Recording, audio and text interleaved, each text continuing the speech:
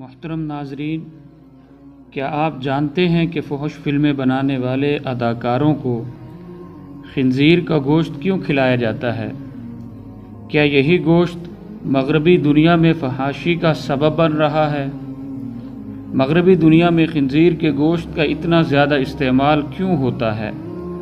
अल्लाह ताला ने खिंजीर के गोश्त को इतना सख्ती से हराम क्यों करार दिया है? इस जानवर की तख्लीक का असल मकसद क्या था? मेडिकल साइंस इस जानवर के मुताल्लिक क्या कहती है? इन तमाम सवालात के जवाबात जानने के लिए इस वीडियो को आखिर तक ज़रूर देखिएगा, और अगर आप इस चैनल पर नए हैं तो इसको सब्सक्राइब कीजिएगा। मोहतरम नाजरीन, हम अपने मौजू की तरफ बढ़ते हैं। इस्लाम एक मुकम्मल तौर पर दीन फितरत है